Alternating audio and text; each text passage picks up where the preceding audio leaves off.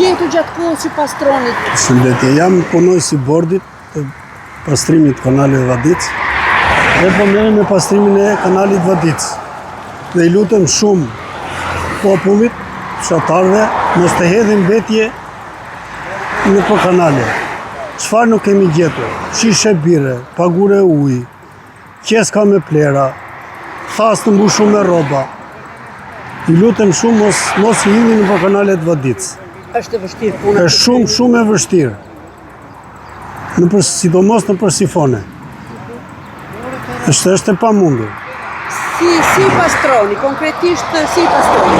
Kemi padronën me curqe, me të futur brenda me vështirësi. Dhe vetë ishe futur për të pastruar. Qatë ben, nuk?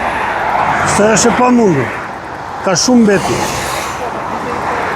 Në njësinë administrative Kolonjë, kemi duke pastruar kanalin Vaditës Huninanta, dhe me këtë kanal Vaditës shërben për të ujitur 400 hektar tokë. Tani jemi në kohën ku korja e grurit ka marruar, e zakonisht tani fermerët mbjellin me shumë misje dhe misja është një kulturë që kërkon shumë ujë. Prandaj ne kemi ndërhyrë në mënyrë emergjente në këtë kanal. Ne kemi pastruar kryesisht në zonën në njësinë administrative Krutje, kemi pastruar në zonën në njësinë administrative Fjeshegan, kemi pastruar në njësinë administrative Karbonare Madhe, dhe tani jemi në Kolonjë. Plani është për të vajtur pastaj në njësinë administrative Bubullim, dhe kështu me radhë. Bashkia Lushnja ka në dispozicion 5 mjete me zinxhire edhe 1 mjet me goma. Sa herë në vit bëhet pastrimi?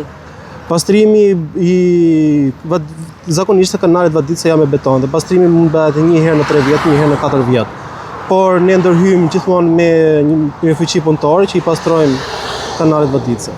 Çfarë vështirësisë hasni? Ka shumë mbeturina të hedhura nga banorët? Vështirësia më e madhe është hedhja e mbeturinave nga gjithë banorët, edhe djegja e ferrave të cilat ndodhen përgjatë kanaleve Vaditëse.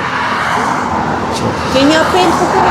I bëj thirrje çdo fermerit mos të hedhin mbeturina dhe për çdo ankesë të drejtohet pranë njësive administrative, pranë ndërmarrjes pasurisë publike në mënyrë që ne të zgjidhim çdo lloj problemi.